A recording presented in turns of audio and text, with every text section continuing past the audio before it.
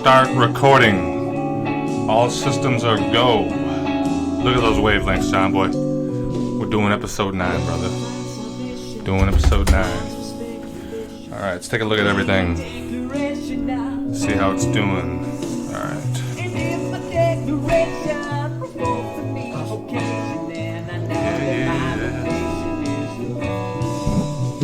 Hello, hello, hello.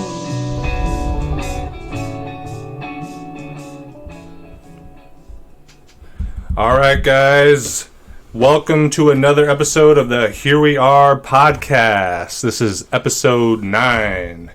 If you haven't already, like, comment, subscribe, share, get it out to your friends, help us grow this channel. We're pushing 160 subscribers now, and that's thanks to each of you coming and checking out our episodes, sitting with us, bearing with us while we've gotten better at this, and we appreciate all the support. To support the podcast, subscribe to the Patreon at patreon.com/double_D. There you can access all of my written works, including poetry, flash fiction, and full-length short stories, all for less than what you spend on a cup of coffee every day. To further support the podcast, check out Bingley's Teas at janeaustenteas.com. There you can find high-end teas hand-picked and mixed by the lovely Miss Julia to satisfy that deep tea addiction. Or visit Julia in person at 118 East 26th Street, suite number 208, to be taken on a tea tour of the world. All right, John boy, that's here we are. Well done. Here we are. Here we are, episode 9, guys. I couldn't hear your voice shaking that time, so yeah, I'm getting better. I'm getting better. Make sure you're a little bit far away from that, Johnny. Bring it back, because the gain's pretty high. Too close or too far away. Yeah, because your voice was rumbling on the last one. All right, guys, here we are. We're going to try to bring you guys a good episode.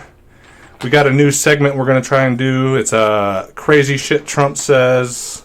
Talking about the economy being poised for another recession. Trump talking shit in general. We got some more Epstein shit for you guys, even though I'm sure you guys are probably a little bored of that. But some of the dirt that I found is kind of sci-fi-esque, interesting. We got another church weirdo caught doing fucking fucked up sex shit. Trump holding some shell workers, union workers captive. Blah, blah, blah. Trump hiring immigrants, even though he's a little bitch. Amazon fires, etc. So yeah, I want to start this off with a segment that I call, let's see if I can bring this up, guys. Bring up the window here, maybe. We call it Crazy Shit That Trump Says. Because it seems like every week, we're covering something that Trump either tweets or says in a speech that's just fucking ridiculous. So we're going to kind of start off the bat with just what he's been saying, some fucking wacky shit recently, so... It's only wacky if you're a snowflake. Yeah, if we're a fucking snowflake. Well, I am a snowflake, bro. I'm beautiful. Yeah. I'm white. I'm easily upset. Etc. So, Johnny, I'm sure you heard about this. Trump asking if it's possible to buy Greenland. Yeah. Have you seen that? So. Have you looked into it at all? I mean, it's on the surface, it sounds pretty stupid, but they do have a lot of minerals and stuff, but it's just random. And now he's not even meeting with Denmark because they're like offended by it. Yeah. Yeah, I was looking at this at first and I thought it was just another embarrassing ass thing that Trump said, right? But I guess this is something that's actually come up repeatedly in American politics. Because like you said, there's a shit ton of natural... It's just, Trump could cure cancer and I wouldn't be against it, but it's just something about Trump. Whenever he does something, I'm just like, that fucking guy, dude. Well, I don't know. It's the way that he does it a lot of the time. Yeah. It's just a lot of times he does it over tweet, which it's dude, you're the president of the United States. Or he just says it in a fucking certain way, how he retweeted tremendous, yesterday or the day before about being the king of Israel. Yeah, oh yeah, dude, that's one. We'll have to remind me to talk about that before we close out this segment because I forgot to write that shit down. But yeah, so he was asking, I guess one of the things is America tried to do this before the Civil War, buy it, sort of how we bought Alaska. And then again with like when Harry Truman was president, because it actually does make sense because there's a lot of oil and natural gas, there's a lot of minerals, and because of like where it's located up here, it's actually like a good space, like in between the North American continent and Europe. So I mean, it's not as ridiculous as like you said, the headlines try to make it sound. Anytime the mainstream media can get a hold of something to make him look stupid, it's not very fiscally conservative though. It is when you consider if we actually did buy it and started drilling and mining for oil and minerals, they'd get fucking rich as shit. So in that department, yeah, it is. How do you sell a country? Like, wouldn't the people of Greenland be like... It's actually not a country, which I didn't realize. I feel stupid now. Yeah, so do I, though. But it's a territory of Denmark, I guess. I actually just read that, so I shouldn't know that. But that's why it makes sense. Denmark is like, fuck you. Yeah, and the people of there's like 50,000 citizens of Denmark there. Blow my nose. My allergies are terrible. But, yeah, go ahead. Try to do it away from the mic, though. The people love it. Yeah, okay. But, yeah, some of the Danish politicians, I was reading some of their tweets and just some of their comments. It has to be an April Fool's joke. That was Lars Løkke Rasmussen. He's like a public spokesman for the country.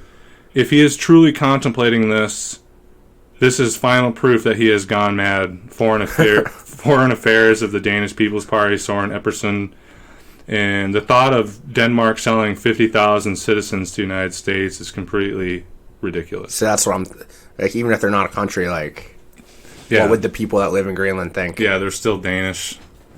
I wonder how that would work. Like, would they sell it and then, like, relocate them back to Denmark and, like, give them land or whatever, maybe? I doubt it. I mean, why would they want to move from there?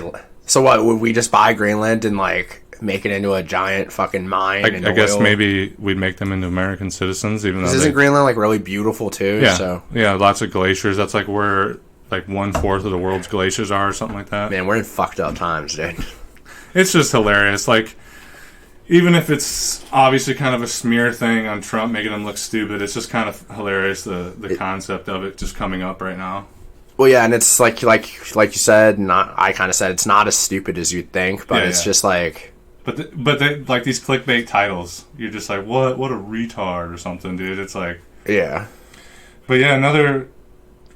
I don't know if this was a tweet or what, but Trump accuses the news media of trying to crash the economy. So we've kind of heard recently in the last week or so, like how the Dow dropped like 800 points, investors are kind of sketched out, all that. He said Trump tried to shrug off the economic shutdown and recession, saying the fake news media is doing everything they can to crash the economy because they think that will be bad for me in my re-election. It would be. It would be, yeah. It definitely would be. The problem is, and then he went on to say, problem they have is that the economy is way too strong and we'll soon be winning big on trade, and everybody knows that, including China. And it's... I mean, I'm not as, like, well-versed in everything, so it's like... But from what I understand, like, dude, there's some... Because every economist, depending, like, his political views, has, like, different views on what's happening. Yeah. But I understand the tariffs aren't helping the economy at all. Yeah, and that's the thing. I actually have a segment we'll talk about later about how that trade war is actually... The thing is, with the Dow dropping like that, and I think the Federal Reserve just recently cut interest rates or something like that for, like, the lending of money. So the thing is we are actually starting to feel the effects of this trade war that's been going on for a year or two now. Mm-hmm. And not only that, but I was looking into it. It's like the world market's kind of taking a hit in general right now. And America's like such a big economy and has such a big GDP that we can, if the world economy slows down for a little bit, we can kind of keep trucking for a little bit. But we're starting to feel this shit now, dude. And it's like, dude, the trade war was like really detrimental to like trade goods and consumer good products and stuff. Like, and we're starting to feel that now. And I think one of the, let's see if I have it here. Yeah, 72% of economists are predicting a recession in 2020 or 2021. Economists and investors are jittery about escalating trade concerns between U.S. and China. And I don't know. Do you have any thoughts on that, dude? Because I mean, I've been saying for years, I think shit's about to go down. We have the student loan bubble that's ready to pop. Student loan bubble, yeah. And we have people predicting that, just like there was some people trying to say, like, the housing bubble was going to pop way before it did. Yeah. I don't know. I mean, and that's just... I think, and you talk to anyone who's working a regular, like, normal job, they don't have this great positive view of the economy. I haven't heard one person that works, like, an average, you know, maybe 40 to 50 grand a year even job going, oh, the economy's booming. Yeah. No. And kids our age, it used to be went and bought a house and stuff like that. Yeah. That's, like, rare if someone our age is buying a house. Well, dude, and right now, the economy is doing really well. It's doing really well for people on Wall Street and for mega corporations that have received these huge tax cuts.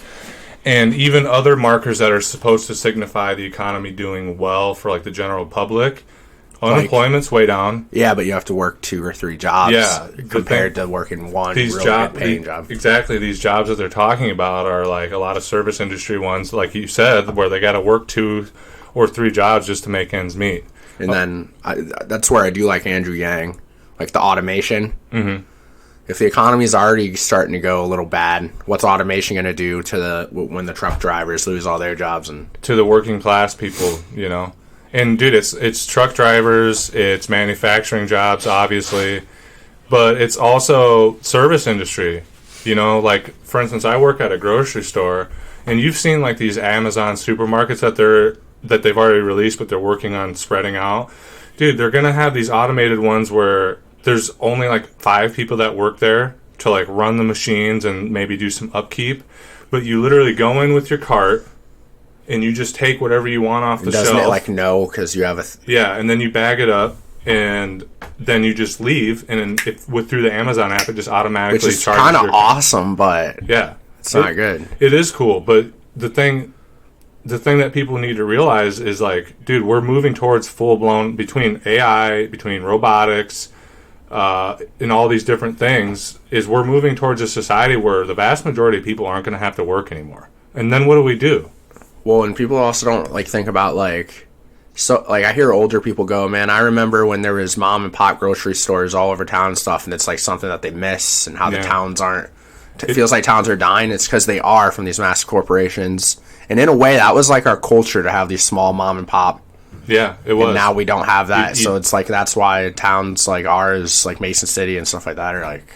Yeah, like Andrew Yang talks about it, he's like, have you noticed that a lot of your businesses in town are shutting down, like your grocery stores or your shopping centers? And everyone across the board's like, yeah. And then he asks, where are they going? And people are like, Amazon, Walmart, you know? Now, it's pretty cool that we're moving towards... I mean, that's a cool concept, like literally just going into... the grocery store and everything's done for you, going into the fast food restaurant. It definitely sounds pretty fucking sweet. But like, what do you think, Johnny? Do you think that that's necessary? Do you think we should be moving towards that? Or that's like the self-checkouts at Walmart on steroids. Yeah. But do you think... Okay, I guess... Is it necessary for... I don't... Like, what... I mean, the cat's already out of the bag or whatever that saying is, so I don't... Do you think it's inevitable? Yeah. What are we going to do? Are we going to pass laws to, like, where you can't not advance like that? Meanwhile, China, like, we do have to kind of compete with China, which is kind of sad, unfortunately, because they just have total power over their people. Yeah. So that's what makes me fear, is that we're heading towards that way, because if we don't, we're going to get screwed. Yeah, I'm going to go ahead and say that automation and even the diminishing of the service sector economy is pretty much inevitable. And that in turn of this, we're going to have to do things like universal basic income, an economic bill of rights, healthcare, retirement, food, water, shelter, all as things that are just as important to our bill of rights as human beings as the right to bear arms, as the right to freedom of speech. But do you think there's a place in the future or some kind of balance that we can find where we have all this tend towards automation and AI and robotics, but there's also a spot for like the mom and pop store? Is there... I mean, I don't know. Our politicians need to not be corrupted and only serve the big corporations before we can really even talk about this type of crap. Yeah. We got to get money out of politics. And is there room for the mom and pop store? I mean, I don't know. It's hard to predict what's coming. Yeah. And I guess it depends on what's... Because really, I mean, all this stuff might happen, or the economy is going to tank. We're never going to see any of it. We're going to see, like... It'll come eventually, though. I can't imagine what a modern-day Great Depression would look like. Yeah, dude, that's scary because you know how bad it was in the Great Depression? I mean, there's so many more people now, dude. Yeah. Like, probably 100%. Well, and people are so, like... That's the thing, like... You go to the grocery store to get food. Economy tanks. What's going to happen to that grocery store? Like, yeah, I saw this meme. It's like an old lady in her garden and stuff, and it's like, Grandma survived the Great Depression because her supply chain was local and she knew how to do stuff. And we literally don't have that anymore. And that's one of the things we kind of tried when we were talking about the trade war and industrial agriculture and whatnot in the last episode. But we ran out of time. I kind of wanted to talk about reforming our agricultural system, and part of that isn't just getting rid of factory farms and stuff. It's about creating local supply chains. Ideally dude, explain to me, and it's one thing for a big city. There's only so much space for agriculture, right? You have to have supply chains from distant... I mean, dude, you got cities like New York with 10 million people in them. You just have to... They can't grow and produce their own food and water. You have to ship it in, right? Which kind of draws the question of, like... I've seen something somewhere, though, where you, build gardens on top of skyscrapers and shit like that. I think that's more than possible. I don't know why we're not doing shit like that. Or they do agriculture up the side of the buildings, like whole crops, up the side. I'm sounding, kind of hippy-dippy-ish to some people, but, why do we focus on fucking yards, a weed, when we could have, massive gardens all over? Well, that's the thing for the rural economy. We have to start thinking in that type of way. We got to start thinking outside the box. And what I'm talking about is, if a Great Depression hits, how we're all fucked because we don't know how to do shit and because all of our food's shipped outside. When we were talking with Bernie Sanders in that private meeting, it's dude, Iowa used to almost be completely self-sustained for its agricultural and food supply chains. Pretty much, we fed ourselves here in Iowa. We outsourced some things, you got oranges or whatever coming in. But yeah, dude, we should be trying to move towards that. At least it's a big question of what we do in the big cities. You talk about doing hydroponics on buildings and things. That's an option, but it's a whole nother question. But dude, there's no reason why in rural Iowa, even with how modern shit is, it's we can't tear up our yards and plant fucking beets and potatoes and carrots and have a few chickens. Doesn't look good. And the other... dude, it looks way more badass. No, you gotta have that clean lawn, dude. Well, dude, yeah, I mean, dude... That's how people think, though. I know, but it's stupid. It's you could also have it... If you're obsessed with the aesthetic thing, you could have city ordinances where you have to have, paneled garden plots, where it's all, brick and mortar or wood and stuff, and it some looks people nice. Are working the 2 or 3 jobs, so they don't have time to... That's the other aspect. There's no time to do this stuff. And, dude, as we move towards this automated artificial intelligence robotics world, it would be great if we could have things like UBI and basic economic rights, and then people in their free time could feed themselves, could teach their children, raise their children, all that sort of stuff. It's we could live in a world where technology doesn't alienate us. It brings us not only closer together, but lets us have a better experience as human beings. It'd be awesome, but it's hard to have faith that that's coming. I know, and that's why we got to keep pushing. And I mean, even we do our little part here, just talking on the podcast and stuff about this sort of thing. We, maybe wake some people up to it or get them thinking outside the box too. Who knows? Somebody could be listening to this and be like, "Yeah, I'm going to start a garden, man." And even though it's just the littlest thing, it takes money out of industrial agriculture's pocket. And we do have a garden, so we're not just talking about our We do ass. have a garden. It's fucking awesome. Although it kind of sucks. I've been so busy. Died. Yeah. We tried to grow snow peas and it didn't work out, and I was actually kind of disappointed. Dude, it was sad watching them die because I kept trying to every day clump them up and then they just slowly the lettuce is kind of screwed too, withered isn't it? away.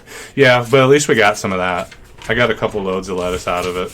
I shared a lot of it with Shannon or whatever. But anyway, we kind of went off subject a little bit, talking about crazy shit Trump tweets or says. Oh yeah. We just went way off. You see? Yeah, it's fine.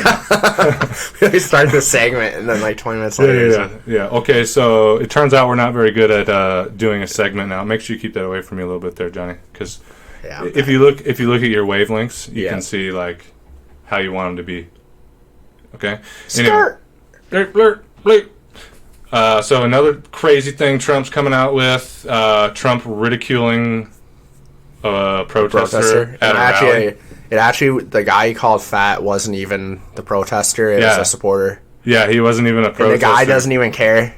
He still loves Trump. Yeah, he just found it to be hilarious. Are you going to play that? Yeah, I think it's pretty funny. I think I had the thing somewhere. But yeah, he's like, he's got a serious weight problem. And then go home and start exercising. And like you said, the guy was actually a fan. Yeah, it's fucking the guy was a Trump supporter. Yeah, okay. Let me see if I can find it here.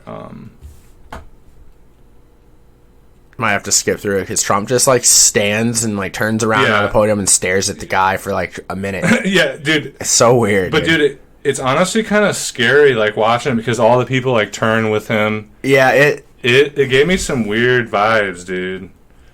Fucking like we got so much shit in here. Well, dude, he literally retweeted that he's the king of Israel. Like, what the fuck? Dude, you should talk about that a little bit while I'm digging that up. So what happened with that? So someone like random guy on Twitter like called him the king of Israel. Just a random person tweeted this to Donald Trump? Yeah, and then Trump retweeted it, man. And Trump's just like, wow. And then, like, thanks the guy. Imagine him being on speed, like his diet pills and shit in the office, and he's just flipping through Twitter, and he's like, wow, that's... It's like, I am the king of fucking Israel. Hell yeah. Right. And he's just, like, getting amped up with it. So, yeah, what else? Dude, fucking... I think you sent me those tweets. I... should have had that more prepared, but... I mean, I could literally Don't worry about it, dude. Hang on, this is coming up. So right here, the whole crowd's like... Dude, it's like just eerie watching this, but... That guy's got a serious weight problem. Go home, start exercising. Get him out of here, please. I love it how he's always like, get him out of here. Get him out of here. Dude, this shit... It would be so hilarious if it wasn't fucking so serious. Well, that's the thing. Like, I laugh, but it's like a laugh. Like, what the fuck? Yeah. But people eating that shit fucking up. Humorous. Dude. It's humorous. He's a funny guy, dude. Trump. Yeah, you can't. If you deny that Trump's funny, dude, you're lying. Honestly, he's a crooked ass fucking rich guy and shit, and But I would just fucking.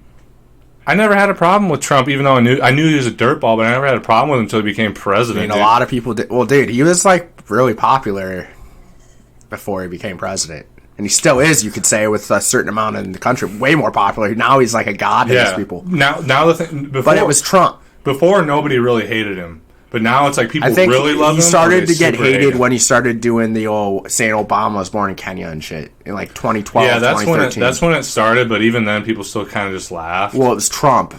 Yeah. Like, no one took it seriously. Yeah. And the thing with that whole Obama being a foreign-born person, like, yeah, he started that.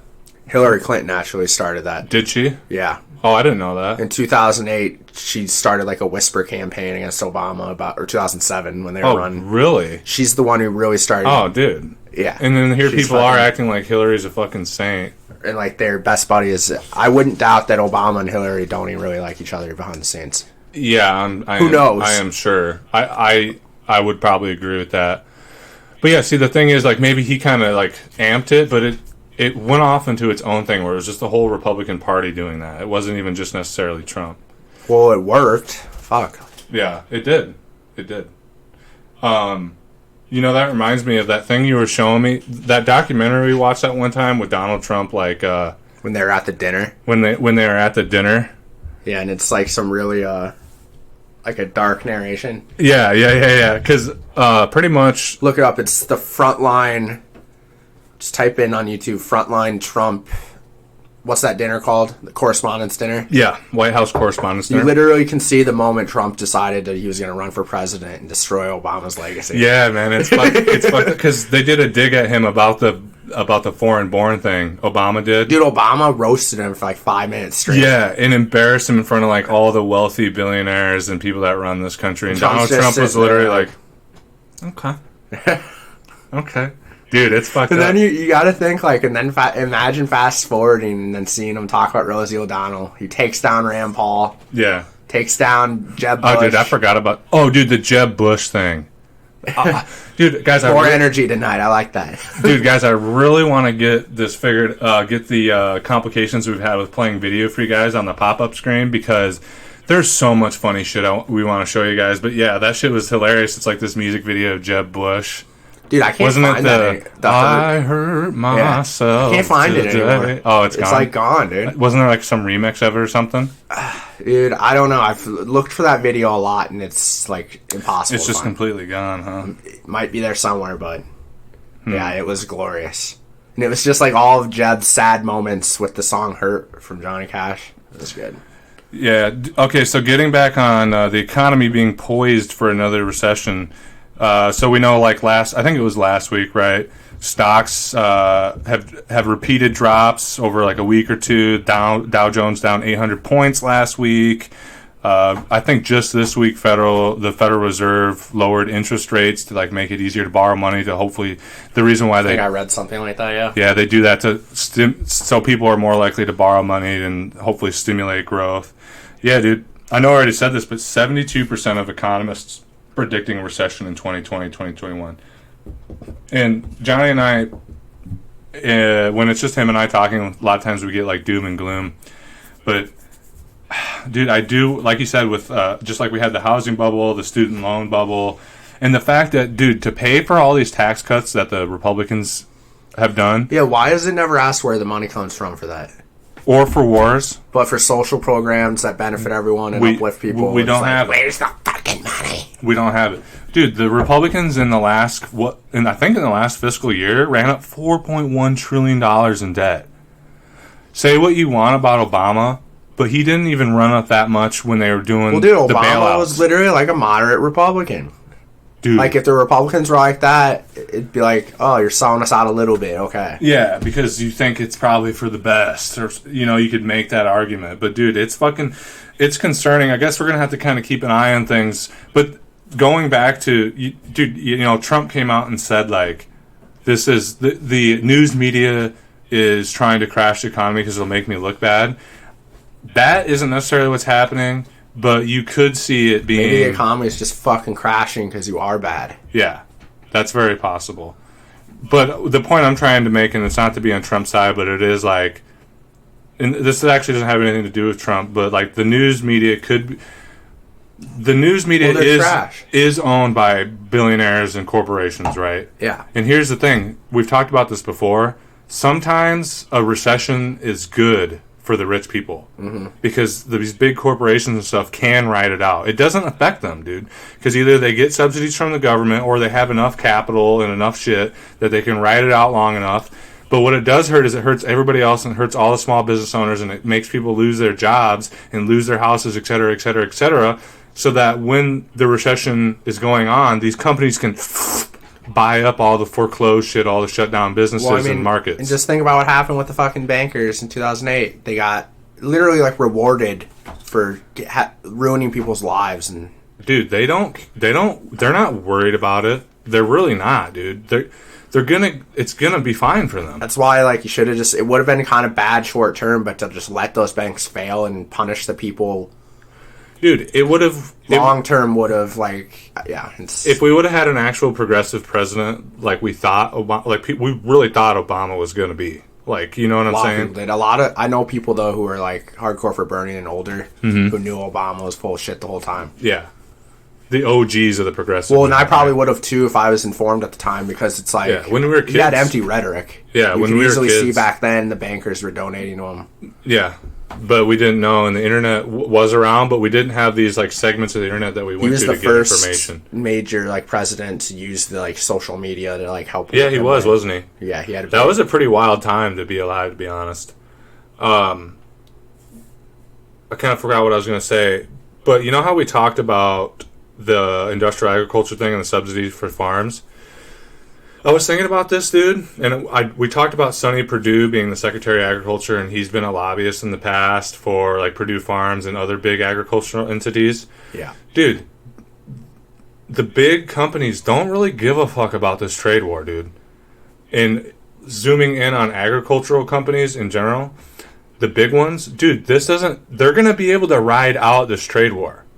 Because one, they're getting the subsidies, okay? Mm-hmm. And even if they weren't, they have enough capital to keep running their business in the meantime while this is going on, even if it's 2, 3, 4, 5 years. But you know who doesn't have the capital and can't afford to keep going? Small farms. Small farming companies, small agricultural companies. Yep. So I was thinking, and I can't back this up for sure, but I know it's a play that it's a play in their playbook that the big corporations and billionaires have used before. They could have organized this trade war, right, knowing that they can cover their losses with subsidies in order to push out the last remaining family farmers and small agricultural companies so that big entities can buy them up and completely consolidate their power in the agricultural market. Like, and I was already kind of thinking about that, and then it just kind of occurred to me. It's like, dude, I guarantee that's what they're up to. I wouldn't even be able to guess what they're fucking up to, man. Yeah, I mean, it makes sense. At this point, I just... If I were a rich billionaire that had all these holdings... It's hard to not get conspiratorial, and I don't want to go off on conspiracies. Yeah. It's just like, who knows, but... I think, dude, shit's weird. I think that's a pretty good... I mean, that's what my intuitions tell me, and, I mean, we've seen this sort of thing before, you know? Just like with the recession, they benefited from that. They just bought up, you know, when the housing foreclosed, you had real estate moguls just scooping it up, fucking loan sharks and shit, man. It's crazy. But yeah, when they were talking about this recession, obviously we've seen a lot of this in the news. Trump tried to downplay. He said, "Our consumers are rich. I gave a tremendous tax cut, and they're loaded up with money. They're buying. I saw the Walmart numbers. They're through the roof. Just 2 days ago. That's better than any poll. That's better than any economist." And then shortly after that, Trump apparently met privately with real estate or Wall Street executives. That doesn't shock me at all. I think what's more disturbing is seeing supposed progressive Democrats meeting with the same types of people. Yeah. That's why people need to get their heads out of their asses and realize it's not all kumbaya, and not every Democratic nominee is going to be the fucking same. My lord. Like, Kamala people Harris really are naive and think any Democrat is better, but dude, when they serve the same fucking interests, how are they going to be better? It doesn't make sense. People live in this fantasy fucking world. Just vote for the donkey, bro. Dude, it's blue no matter who. No, it pisses me off, guys. You got to understand. And we still need to do an episode where we kind of go through all the candidates that are running for office and really lay out for you guys where their interests lie and what they're going to do when they get into office. But it's like, dude, Kamala Harris, Cory Booker, Pete Buttigieg, fucking Buttigieg, fucking you. I don't know about Elizabeth Warren. Is she taking billionaire money, corporate money? I can't remember. She disavowed it in the primaries, but she literally said if she gets the general election, she's going to start taking money from them. So all these, but we'll kind of leave Warren out of it. She's being promoted by the media for a reason. Let's just put it that way. Yeah. All these people take corporate money, guys. I'm going to explain something to you. You can't take a fat check from Wall Street, from Big Pharma, from the military-industrial complex, and then get into office and change them. Why would you take the money from them if you plan on taking them on? They wouldn't be offering you money. Big Pharma, Wall Street, Merrill Lynch, fucking JP Morgan Chase, CNN, Disney, they would not be giving you money. It's such common sense to me. I don't understand why people are like, what? Johnny, they're not going to give you money if they think that when you get in office, they're not going to try to get you in office if they think when you get there you're going to fucking fuck them in the ass. Yeah. They're not going to do it, dude. Exactly. Here's the thing. I don't care what they say or what beautiful speech or... Dude, they can say whatever they want. Or endearing speech about... How people not fully learn this. Yeah, I don't care what endearing speech they give about gun control and families being murdered or immigrants on the border or helping American families get back to work. I don't give a fuck what they say. If you go on Google and you go to like Truthdig or Politico or whatever the different websites are that you get your information... Politico's corporate trash. Well, whatever it is. If you look and you see there, because you can look this shit up, guys. Don't be fucking retarded. It will show you the amount of money that they have taken. OpenSecrets.org. Open Secrets. That's the one that I was trying to think of. Open Secrets. It will show you not only how they voted on bills, but it will show you the exact dollar amount that they've taken. And here's the thing: we haven't fully gotten the full swing of things, but when we start seeing campaign ads, okay. Look at the fine print at the bottom. If you see it's from a super PAC, they're not your friend. They're not. They're lying. They're lying to you. Stop fucking buying it. The only PAC I've ever not been like is the nurses union like PAC. They have like a PAC. That's not like a super PAC though. You know what I'm saying? Like it's literally like. And for those of you who don't know, a PAC is a political action committee, and they're not always negative, but they usually are. Okay, and so how this works is there are. Go to the bathroom quick. Yeah, there are. Try to make it snappy because when you're gone, dude, and I'm sitting here, I'm like trying to get through the thing, and then I'm like, is he coming back? And then one of these times, you just never fucking come back.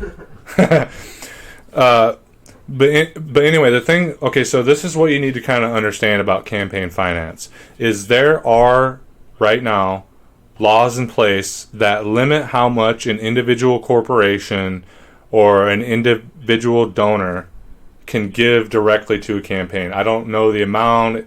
It's several $1,000s. That's the most. After that, they can't give any more because then it's considered influencing elections in an unfair way. But once these laws were passed, we started to see the rise of these things called PACs, political action committees. And what these are is nonprofit organizations that can take tens of millions, hundreds of thousands, or millions or tens of millions of dollars in donations directly from individuals like the Koch brothers, like fucking Warren Buffett, or whoever it is. These political action committees can take huge sums of money, and although they can't contribute it directly to a campaign, what they can do is buy up huge amounts of airtime, huge amounts of internet traffic, and do these ads and these hit pieces and stuff that you guys see all the time.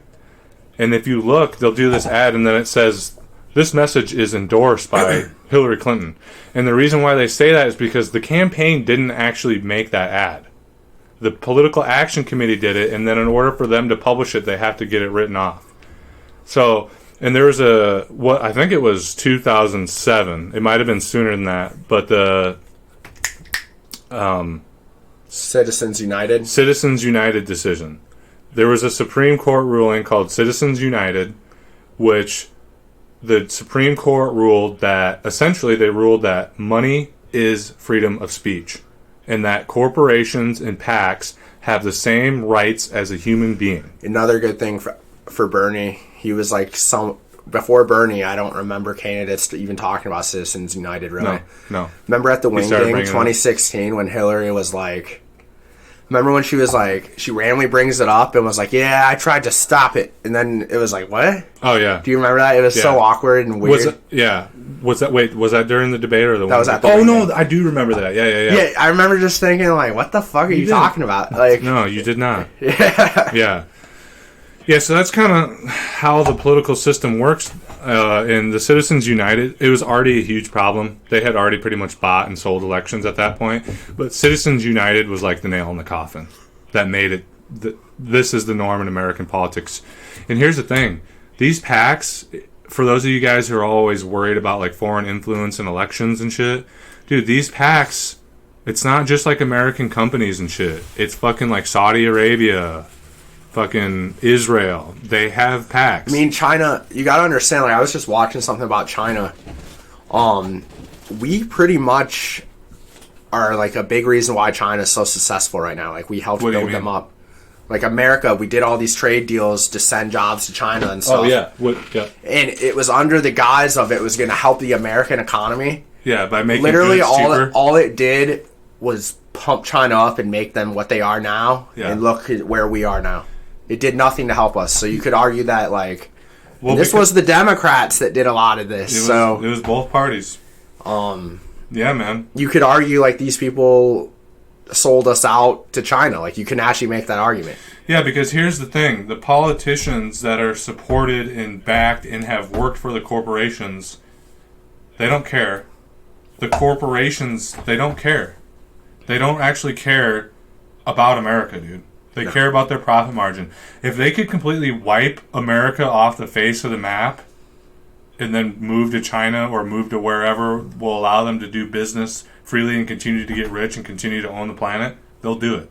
America has, for the last at least 50 years, maybe even 100 years, America to the corporations has just been a means to an end. That's it. And it's a tool, and they're going to use it up until it's all fucking beat up and ruined and destroyed, and the whole thing fucking collapses. And then they'll toss it to the side, and they'll move somewhere else. Fucking Europe or China, Asia, Russia. They don't really care, man. They'll go to wherever the fuck is the business is going to take them, man. Yep. It's wild. So wake the fuck up, guys. Like, we're not sitting here spewing conspiracy theories at you. We're telling you the truth. This is conservatives, liberals like us. We can agree that the corporations fucking own America, bought and sold, brother, and that they interfere in our elections. And, you know, Bernie talks about not me, us, and doing a political revolution, people running for office, doing all this stuff, sitting down on their jobs, marching, etc. That's how we get it done. But before he can enact any of his policies and before we can really take back Congress and move forward, one of the first things we're going to have to do, and it's complicated because it involves the Supreme Court and shit, is we're going to have to overturn Citizens United, but not just stop there. We have to pass laws and maybe even pass... That's the problem, though, is like the courts are all stacked with corporatists. Yeah, they are. And that's been happening over the last several decades. But we have to go one further, and we need to have publicly funded elections. Where other than individual donations, we just use a tax system where everybody gets equal airtime and equal resources.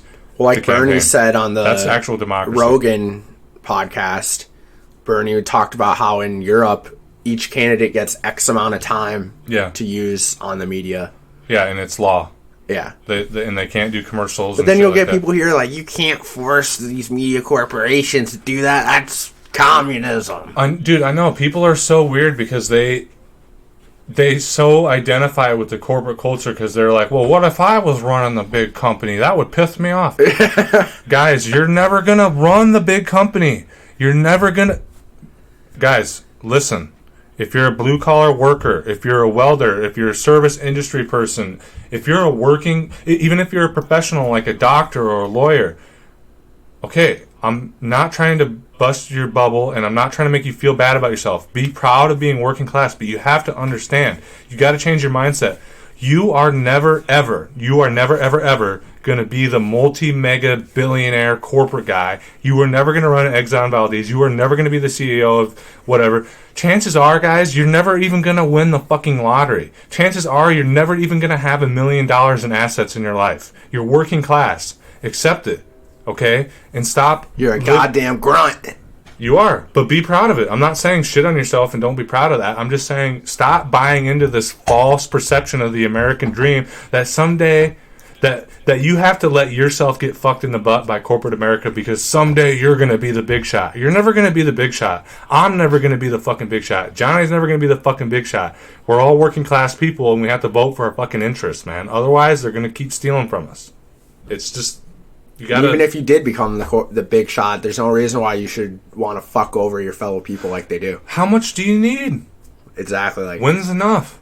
I don't understand it. I really don't. I don't either. Like, goddamn, dude. Anyway, so I want to get on to some more Epstein shit. Starting with, I got some fucking really juicy, fucked up shit to talk about.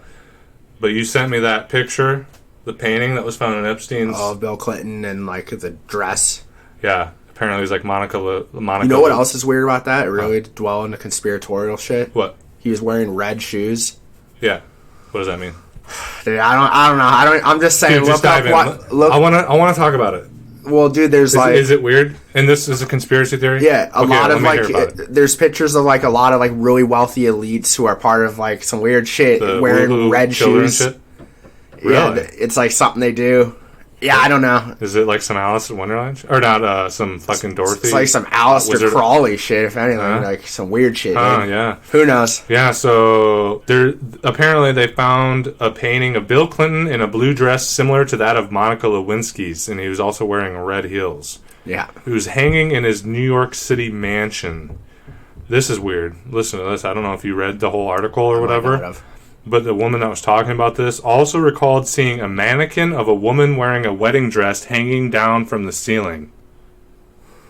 That's dude, fucking like a fucking weirdo, dude. That's fucking weird, dude. Maybe he's just an artist, Johnny. Well, that's like Dada. God, I don't want to just go off on John Podesta here, but let's do it. Dude, when you look at the artwork that the Podestas, his brother Tony Podesta, hung up in their house, don't tell me they're fucking normal people, dude. Dude, let's fucking... Okay. Dude, and that's another thing. In the house, the paintings that they have, you know how the kids are tied up? They're all wearing red shoes, dude. In the Podesta paintings? Yeah, dude. Dude, okay. Let's fucking... I forgot. We can pull shit up, dude. That's if my computer wants to work. Okay. Oh, I don't... We're just the messengers, guys. We didn't paint these fucked up paintings. I don't even have the keyboard over here. It doesn't matter. It doesn't really matter all that much, but... Hang on. It's Who fucking cares? weird. I can get off the camera for a minute. No one wants to fucking look at me anyway. Okay. Just type in Podesta artwork. Podesta artwork. Yeah, that's oh my one. God. This is hanging up in his house? In Tony Podesta's, I believe, some of this artwork was hanging up in the house. Some of it? Yeah, like I believe that one. This one? Yeah. And notice the color of the shoes they all have on. Okay, hang on. Oh wait, no, I guess they don't. There's one where they have like red shoes on. Let me open this up for people to see. Dude, this is weird shit, dude. I don't even like looking at it. But just remember, like, these are Washington elites hanging this shit up in their house. So this is just hanging up, and let me make sure this is popping up. Yeah, okay. So this is just hanging up in his fucking house? Yeah, dude, he has artwork like this. Oh, this is on Twitter? Dude, and if you go to John Podesta's Twitter, he gets ratioed every post. What the fuck? What does ratioed mean? It means you get way more comments than likes. Oh my God. Yeah, look at that shit, dude. So that's one that you've seen. And then click that. Click what? Go back. Click that one. This one? Yep. That's his brother, Tony Podesta. He has that hanging up, too. It's like a body, like, contorted. Is it decapitated? I think so, yeah. See... Dude, I've literally had people tell me, it's just art. What's this? Was this something? That looks fucking creepy. I don't think so. That looks fucking creepy. And you can't... I don't... Here, click that one. Click that one. This one? No. This one? No. That one. Because that has a lot of them. Oh, okay.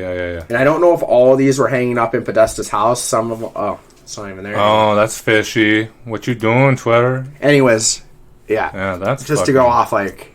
That's fucking wild, bro. I don't like It's not normal, dude. I don't like that. If someone walked in and we had that, they'd be like, why the fuck do you have that hanging up? Oh, we just really appreciate art in this household. Dude, I've had people tell me that it's just art. Bro. Like, dude... Okay. Yeah, it's art, but that's fucking weird. Dude, I kind of... That's the thing. I kind of wanted to look up... What were those ones that were hanging up in the pizza shop?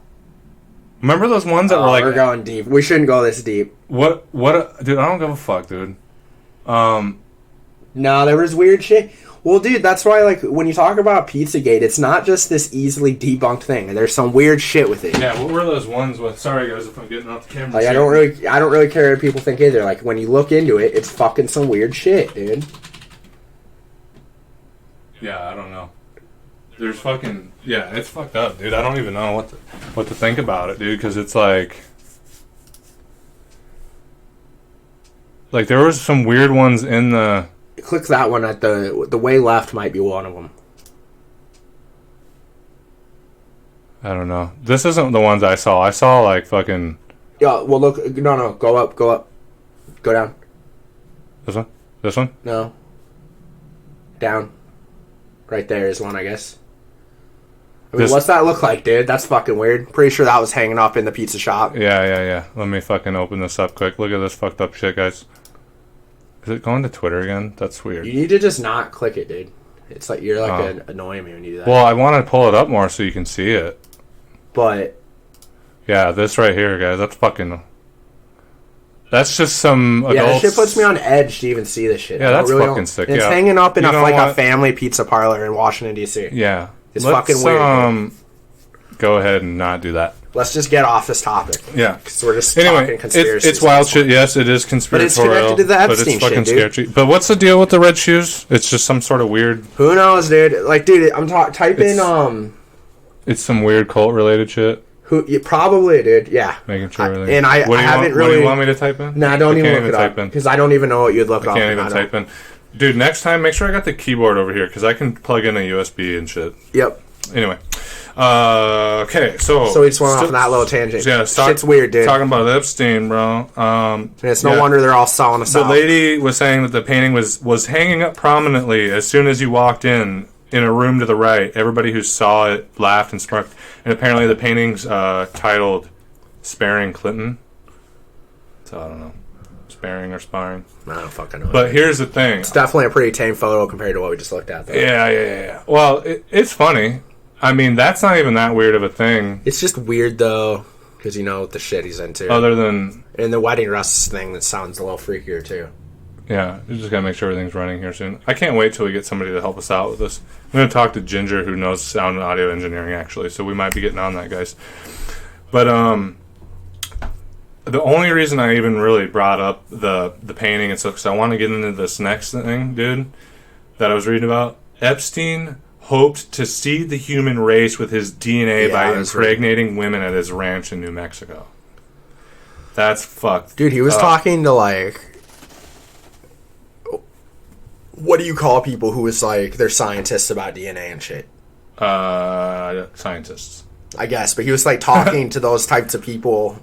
about planting his DNA. Like. Yeah, sources confirm his interest in the transhumanism movement, and maybe a lot of you guys don't know what the transhumanism movement is, but it's all about like using like CRISPR, genetic coding, prosthetics, things like Elon Musk's Neuralink, whatever, using technology to like advance beyond being a human being to like take the next step in evolution. It's got like a cult following, and a lot of people that are into it are like rich billionaires and elite scientists and stuff.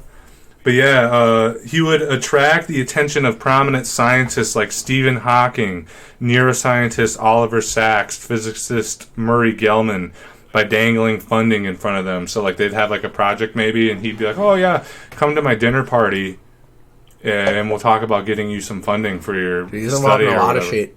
Just to go off topic for 1 second on this, right before he got busted again, this time, he was like talking, he was trying to reinvent himself as a big tech investor. So, dude, he was dabbling in a bunch of shit, dude. Yeah, some of these people, some of these scientists talked about, at the dinner parties, he discussed his half-baked scientific theories, some of them that were like related to eugenics. For those of you who don't know, eugenics is like the pseudoscience of like racial purity and shit that the Nazis kind of took. It came about in the 1920s, and the Nazis like took it to the next level. But let's see here. It says he was initiating a process of creating his own form of a master race by impregnating women at his Santa Fe ranch, and apparently he had a plan to impregnate 20 different women. God damn, though. This guy had a fucking life. Just had a Santa Fe ranch, fucking own island. A New York City mansion. Fuck. And he's just doing weird-ass shit. That nobody can really tell how he got his fucking money, dude. Yeah. It's fucking crazy. Dude, it's fucking crazy, because, like, he's got nothing but time and nothing but money, and so he's just, like, one day he woke up and was like, I'm gonna... try to seed the human species with my DNA by impregnating women with weird sex shit out my ranch. Oh, hey guys, I'm going out to my ranch for the winter. It's getting pretty cold in New York, so I'm going to go out to my ranch. And it's hard to imagine because he's obviously high intellect. Yeah, well, you guys want to come out and impregnate women with me, and we're going to do that over the winter months. It's beautiful out here in Santa Fe. Oh, fucking wild, man. And these are the types of people that control our politicians and shit. Yeah, and on that subject, what? I just want to. That's one thing that pisses me off is people act like Epstein's this lone wolf. Dude, he's one of many, dude. Yeah. That's why that's why he's dead now. Yeah, they got rid of him because he was killed himself, Dylan. He got a little too overzealous. He hung himself. Oh yeah. Sorry, he wasn't killed. He hung himself because the guilt of everything he had done by screwing people over in the financial sector and raping children finally got to him. Yeah. No, it wasn't even that. He had a coming to Jesus moment, Johnny, and then he hung himself. So anyway, we've talked about Epstein just about every episode now because there's always more crazy shit coming out. I think last episode... Don't worry, they're burying it. Yeah. Soon, don't worry, guys. Another couple of weeks, you guys will forget all about it.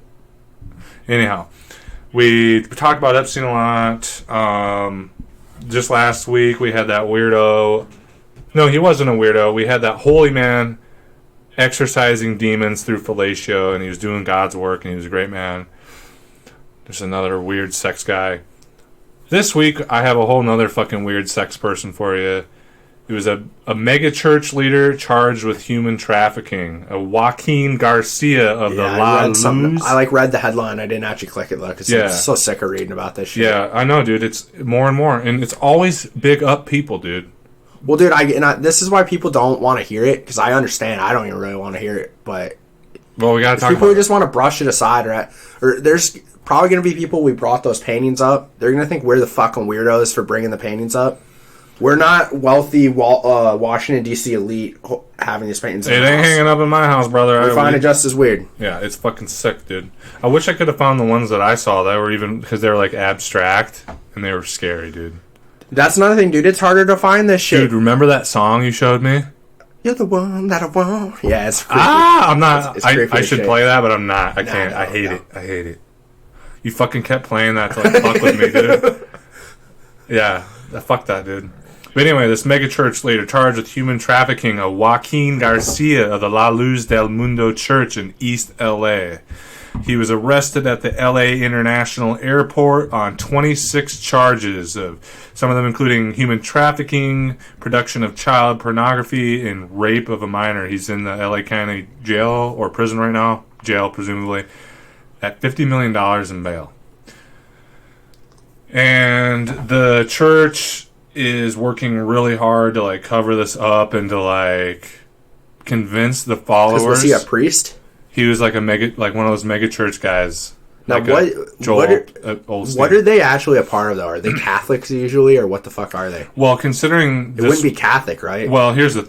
I think I read that it's more like the evangelical movement, which this might be an important. See, thing. I don't understand all that shit. Aren't even evangelicals Catholic? No, I don't think so. Okay, no, they're a Protestant, I think. But here's the thing. How I would describe the evangelicals that differentiates them from Christians, and I could be wrong on this, don't quote me, but I'm pretty sure this is the case.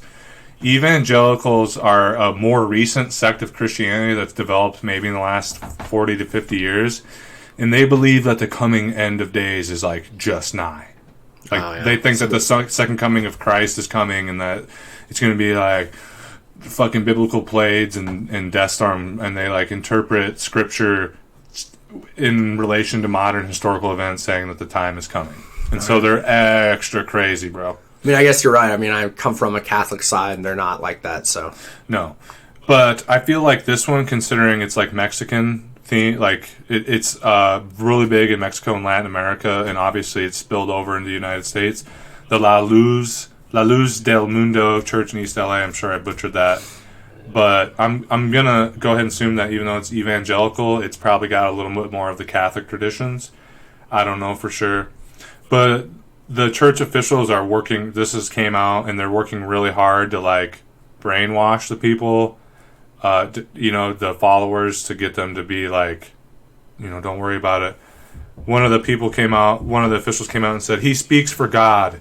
He is the mouthpiece of God. He is the one who, like the apostles, were established by Jesus Christ to be where they are to direct the church of God. And apparently this guy used his power as a church leader to manipulate girls, telling them and their parents that if they went against the apostle, they were acting against God. I mean, the parents are just as fucking implicated and stupid. They buy it. And here's the thing. Former members have called it a cult. Parents were urged to disown their children for not believing. Yeah, but it's a big cult. Apparently it has 1 million followers and, let's see, several dozen congregations in Southern California. I don't get how people get... yeah, I don't even know what to say. And we see the rise of these religious cults because, a lot of the problems that we have in the world stem from people not having hope because of economic issues.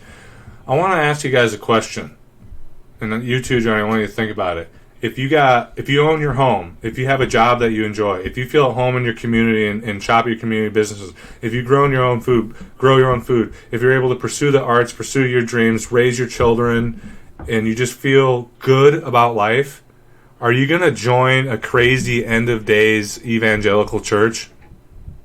No, probably not. Well, that's what sucks is once their parents join and then they're born into it. Yeah, and exactly. they're brainwashed from birth. Yeah, like I said here, dude, this former members have called it a cult, and the parents were urged to disown their children for not believing. And apparently this guy used his power to, and this is just gross, make girls touch each other for child pornography, forcible rape. Yeah, I get the picture. Yeah, I pretty much figured it was some dark shit. And here we are again having this discussion again, guys.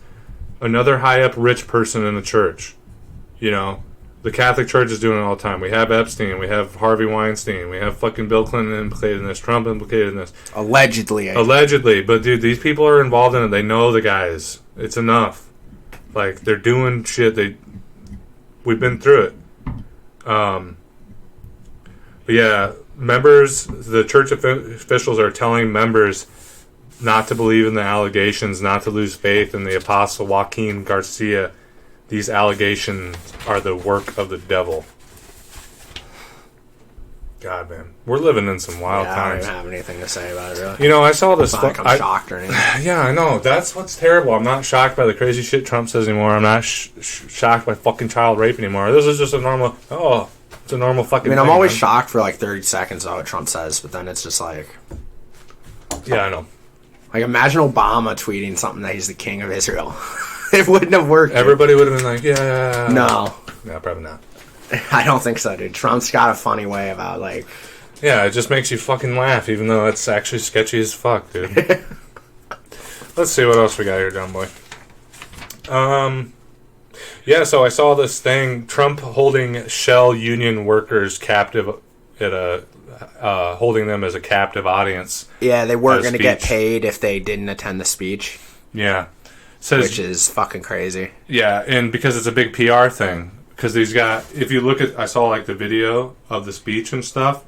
Behind him, he's got all these guys in hard hats. And yeah, it looks badass. It looks like, oh, he has the support of working class union members in America. It says, union workers at a Royal Dutch Shell's manufacturing facility in Pennsylvania told that they had to attend Trump's speech on Tuesday or take a day with no pay. And here's the thing. You're just like, oh, whatever, they just take a day off and they don't get paid for it, no big deal. But the way that it happened is these people working in this facility, they work 56 or 60 hours a week. So they're not just losing a regular day's pay, they were losing overtime pay, which is like hundreds and hundreds of dollars that they... And when people have families and shit, like, they have every cent accounted for, like, every month to bills and shit. That one day of pay is going to set them behind. So they're pretty much forced to show up because they have mortgages, they have car loans, they've got to put their kids through school, they've got grocery bills. So you could, a lot of people would be like, well, they just take the day off, it's not a big deal. It's like, no, dude. Maybe if it was just a regular day off, but dude, no, it interferes with their overtime pay, which is like where the big bucks comes from being in this sort of work. Yep. Yeah, a memo was sent to union leaders saying the meeting is not mandatory, but those who show will receive pay. Donald Trump was criticized for using this. The speech was meant to focus on America's energy dominance and manufacturing revival, so it was meant to be like a PR thing for America in general, but he used the time to push a political agenda. He criticized Democrats, saying, I don't think they give a damn about Western Pennsylvania, do you? And he went on later in the speech to take credit for the plant that was just recently built, probably in the last 10 years, even though the plant construction was announced under Obama's administration. So it had nothing to do with him. But here he is. He said, this would never have happened without me and us. God, man, he's a fucking egomaniac, dude. It's wild, dude. He's just... Everything he says and does, he's just walking through life like, I'm the emperor. It works for him, though. Yeah, man. If I ever heard of a person with little man, little dick syndrome, it's him, brother. Yeah. And it probably makes it worse because he has like a hot wife and he's got the little shrimp wiener. So he's just like fucking pissed off. Yeah, I guess in the memo it said no yelling, shouting, protesting, or anything viewed as resistance will be tolerated at the event. An underlying theme of this event is to promote goodwill from the unions. Your building trades leaders and job stewards have agreed to this. Those who didn't show, like I said, those who didn't show up were at risk of losing overtime pay. Now, this is just fucked up on a lot of levels. You know, you kind of just look at it on the surface, and you're like, whatever. He's like a union-busting president. Yeah, that's the thing. It's propaganda. You know what came to mind? And I know we hear all kinds of Trump, like comparisons of Trump to Hitler, but the thing that came to mind is that famous Nazi documentary propaganda piece of all the workers. It was like a huge rally they had in like 1936 or 38, where it's like a million working class people and like union tradesmen like showing up for like Hitler and like doing the fucking shit, and it's like very dramatic. Obviously, it's not as big a thing as that, but it's the same sort of political method, propaganda method. Dude, he doesn't have union support, dude. You know what I'm saying? He just forced these people to show up and be a crowd behind him and then dispute his fucking message and shit. And here's the thing that's fucked up, and it just shows like, dude, I support unions and shit, but we got problems because in the memo, you're building trades leaders and job stewards. The union leaders are fucking sellouts. They sell out. Either the Trump campaign or some subsidiary paid them to do that. Yeah. Because there's no way. Like, I don't know. It's fucked up, man. It's just crooked. It's cheating. It's lying. It's disgusting to me, man. And you're putting workers on the line. It's fucking terrible. But then you compare that to like what Bernie's been doing with unions for the last years. I mean, I think at the beginning of summer he showed up at like a bunch of different protests and strikes, and just recently he sent pizza to those miners blocking the coal train. Yeah, they're blocking the coal train because they're like not being paid for the work they did. What I have here is miners whose paychecks bounce when Black Jewel Company filed for bankruptcy. They blockaded a train carrying $1 million in coal, and they've been blocking it since late July. Was this last week that Bernie sent a bunch of pizzas and shit? Last week or the week before. I think last week. Yeah. So you got... I mean, guys, just think about it. I mean, I don't know how anybody can support Trump. I can understand supporting fiscal stuff. Maybe you're not on board with universal health care. Maybe you don't believe in social programs. Right? Okay, I kind of get that. But, like, how can you support Trump when he's a known liar? He's a fucking misogynist. He says ridiculous shit. He embarrasses us in front of the world stage. Like, I don't know how you can support him despite knowing all this. If like I said, it's one thing to support the Republican Party and to believe in conservative ideals. They don't see that because they watch Fox News. I know, but we're sitting here trying to tell people about it. You can read it. They listen to Rush Limbaugh still, which is fucking amazing. I know. I can't believe he's even still around. Does he still have a good following? Not like it used to be, but there's still people who fucking listen to him. Yeah, so apparently this Black Jewel Company owes $4.5 million in back pay to their workers. And these people, it started with 5 guys. So, we talked about in one of the later episodes, like, it's discouraging, what can I do? Dude, these 5 coal workers, they were unemployed now because they lost their jobs because of the bankruptcy. But 5 guys just, I don't know what they did or how they did it. They were just like, I'm going to fucking stop this train. And then, dozens and dozens more join them. So it's like, dude, all it takes is one person standing up and you can fucking make a difference. Yep. And I love seeing this shit because you know what? We get Bernie elected, we get congressmen, we take back the Congress and Senate, we take back our state houses. That's all fine and dandy. But as everyday working class Americans, once that shit starts to happen, we have to rise up too. And we have to start pushing for unions and sitting down on our jobs and protesting and doing all these things. You know what I'm saying? Mm-hmm.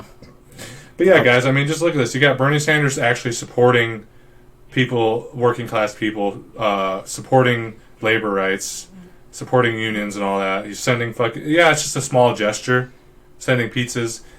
But compare that to what Trump did. He forced all these workers to show up at his fucking speech. Forced them.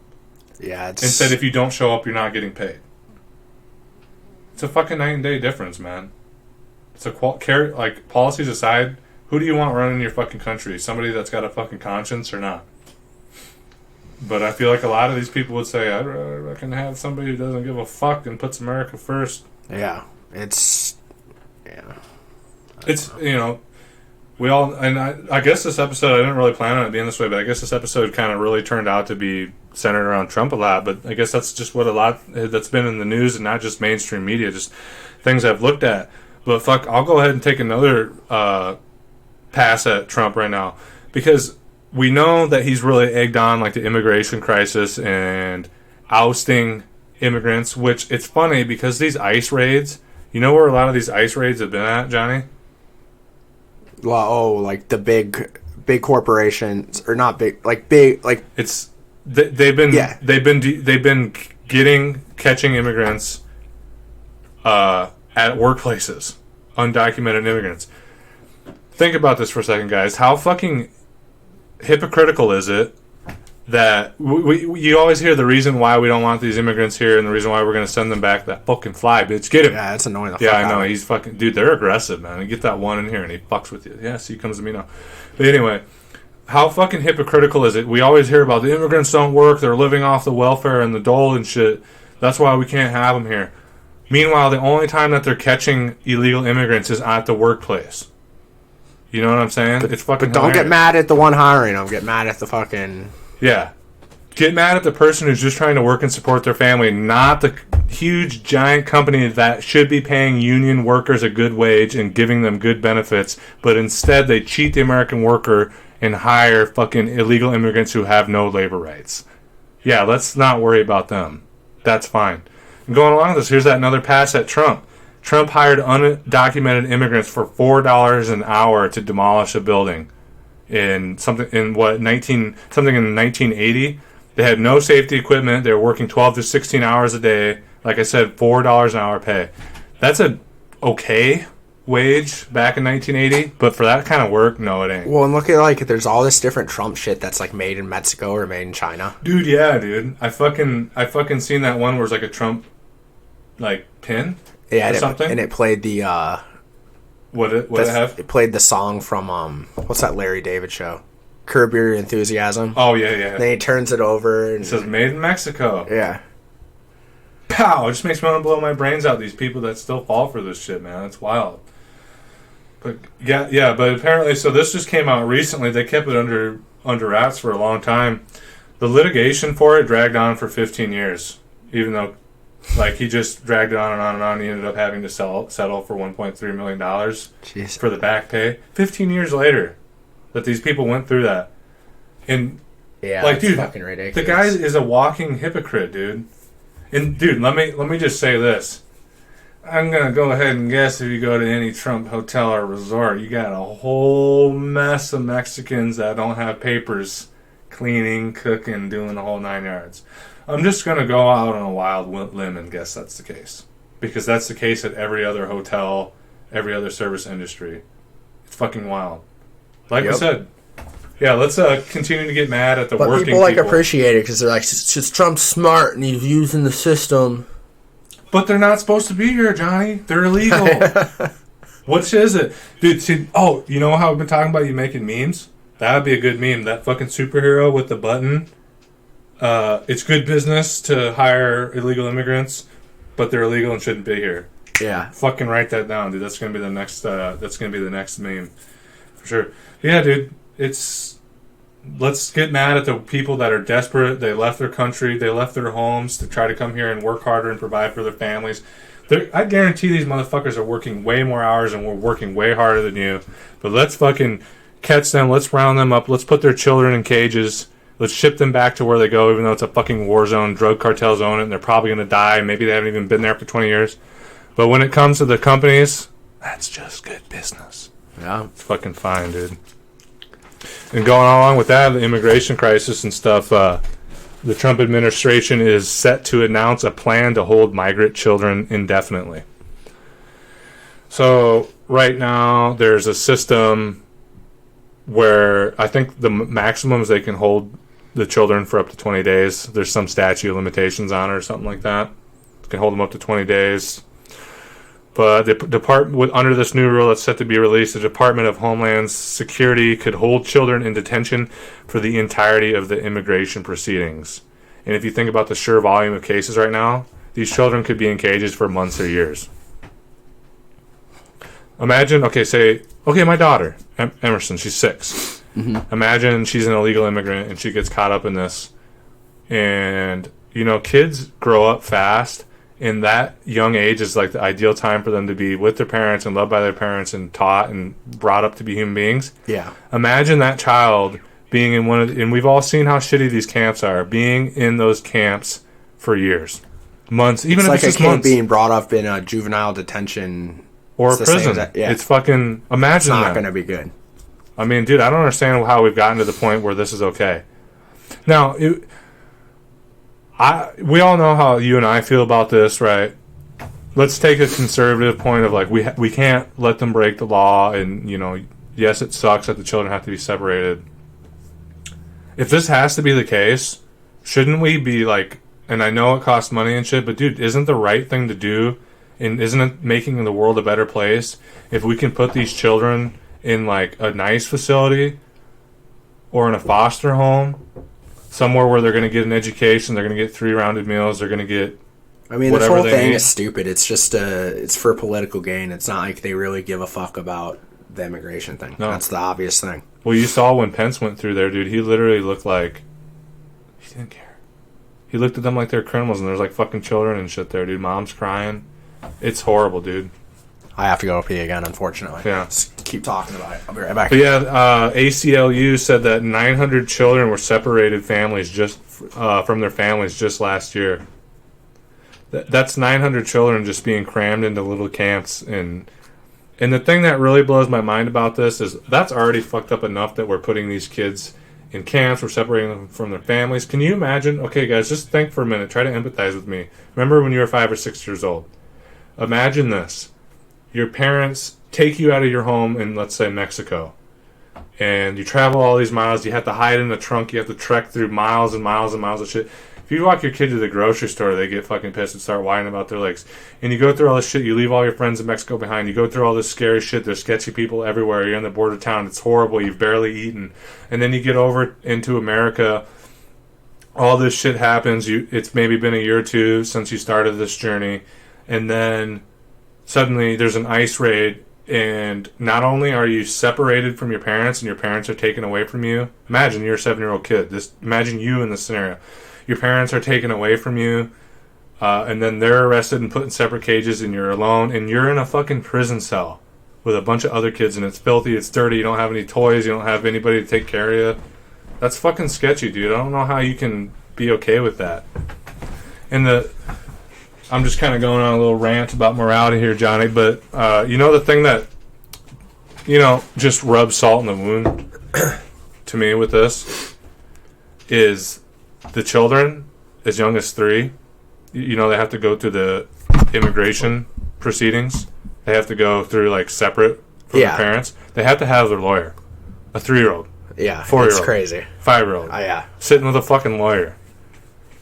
What? Isn't there even ones that they didn't even have lawyers or some shit? Yeah, they kind of just like...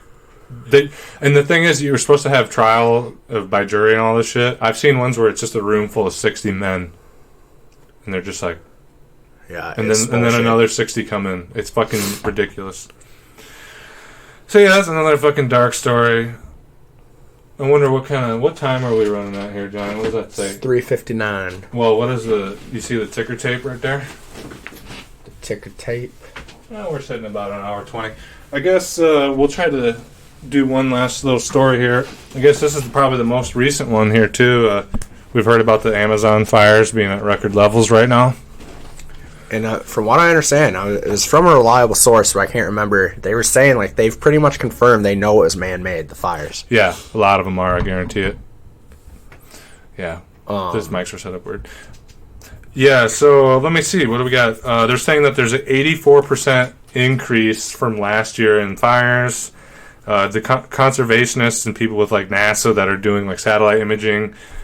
All the people that are involved in this stuff and understand it and are trying to stop deforestation are saying that, I'm going to butcher this name, but the Brazilian president, Jair Bolsonaro. I think that's actually pretty... I don't know about the first one. Yeah, Bolsonaro. President Bolsonaro. The conservation... He's pretty much a Brazilian Trump. Yeah, he's right-wing, right? Oh, yeah. Yeah, I haven't followed their politics very much. Dude, he's... Meanwhile, like, the leftist leader for them is in jail over bullshit charges. Yeah. They had a coup, dude. They did, yeah. Like, similar to what happened in Venezuela and stuff, right? Yeah, it's bullshit. America, bringing freedom to the world by financing right-wing paramilitary groups. Hooray! Yeah, so the conservationists are blaming Jair Bolsonaro for this, saying that he's encouraging loggers and farmers to clear the land. Well, and he's doing nothing to stop the fires. Yeah, he hasn't done. There hasn't been any funding for it. That's one of the things that people are also pissed off. They're just letting him burn. And dude, this is, and we're barely hearing about it, dude. Like we heard when and I saw some memes about this, and it's very poignant and true. Like when Notre Dame burned down, there was like all this outrage and public support. Dude, it's the Amazon rainforest. We only got one. It's one of the most beautiful places on the planet. I think I read something like 70% of all the biodiversity on planet Earth is in the Amazon.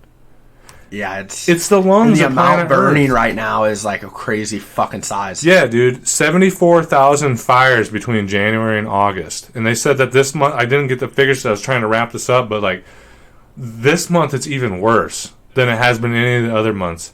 And like you said, they're fucking a lot of these people think that they're starting them on purpose. Well, I know for a fact they're starting some of them on purpose because they're doing it to illegally clear forest for like cattle ranching and stuff. It's a place to raise cheap beef. Yep. So a lot of them are man-made. It's hard to start a fire in the Amazon rainforest. It's very wet and damp. Yeah. So how are they going to... It's not like the California fires that just start. Because it's dry all there. It's hard to make these fires start like this. Yeah, so. It rains like every hour there. Yeah, it's disgusting. I don't understand. Man. This is why presidents only focused on money and big business are very flawed, because they don't give a fuck about things they should. Guys, they're not long-term minded like that. Dude, no, they're just trying to cash in their fucking check, dude. And they're looking at the world stage like a chessboard. Guys, we only have one fucking planet.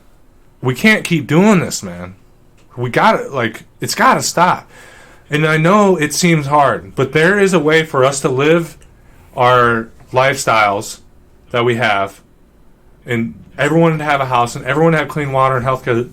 The earth can provide more than enough, but we have to learn to live in balance with it, and we have to learn to stop putting profit and short-term convenience over resources and a natural legacy that we're never going to get back, man. Well, and the people of Brazil need to do what the people of Paris and Hong Kong and stuff are doing about stopping the fires. They're going to have to... Because, I mean, we're in the United States. We really don't have... Dude, people don't care as long as Cardi B comes out with a new song and there's fucking a new movie and Netflix has Stranger Things on the fucking streaming services and there's new video games and Call of Duty's going to bring out the next fucking game that they've delivered to you 100 times over. They don't give a fuck as long as the machine keeps rolling and I can still get fat as fuck and drunk as shit and high on fucking Percocets every night. They don't care, man. And it's discouraging, and I don't want to end it on a discouraging note. Really don't. But guys, the Amazon rainforest, there's climate change deniers out there. We can see these forests burning. We can see them clear cutting. Dude, we're running out of fucking time as a species.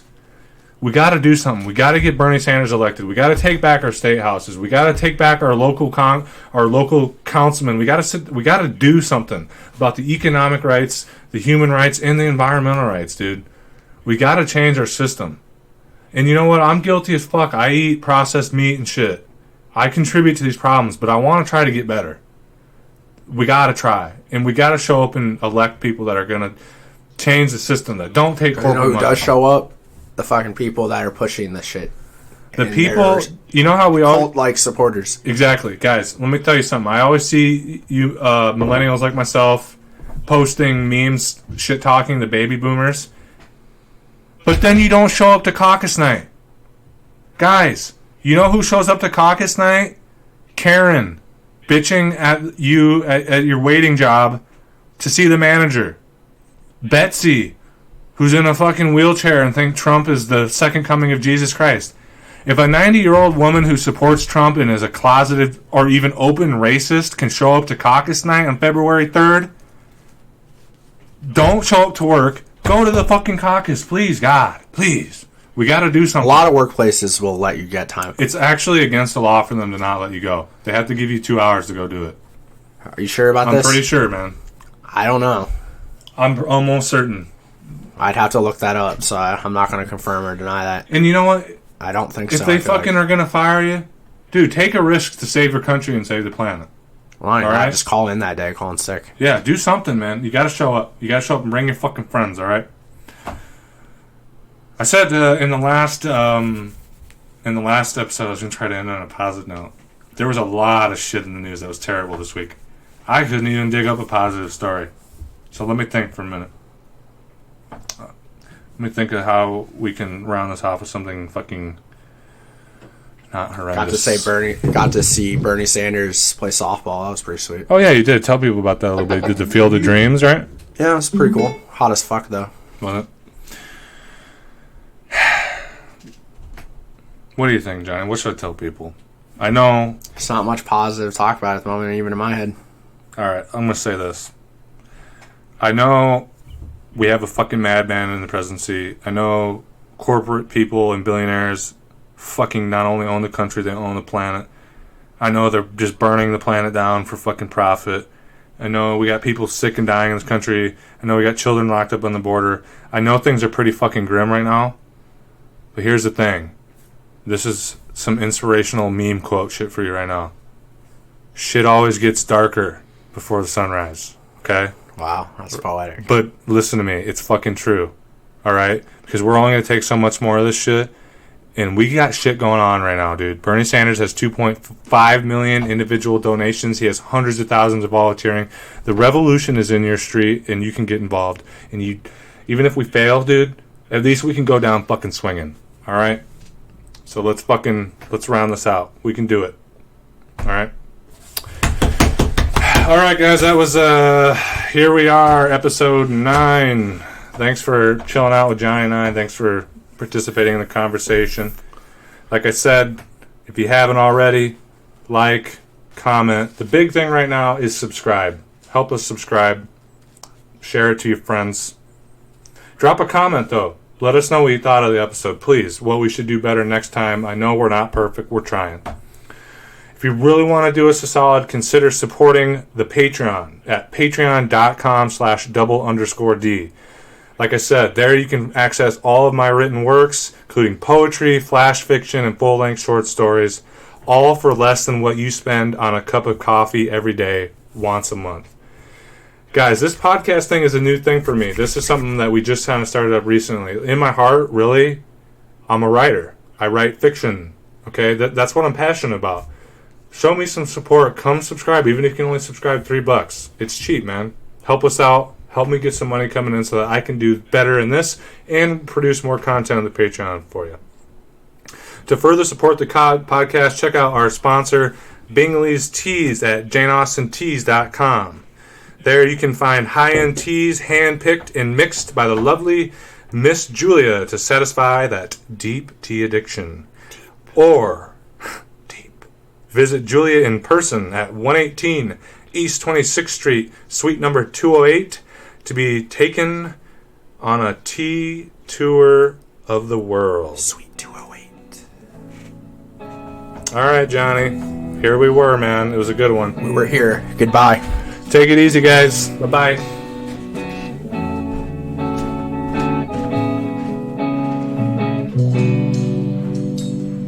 If the stars were lined up, taking the divine, to spend a little time with mine.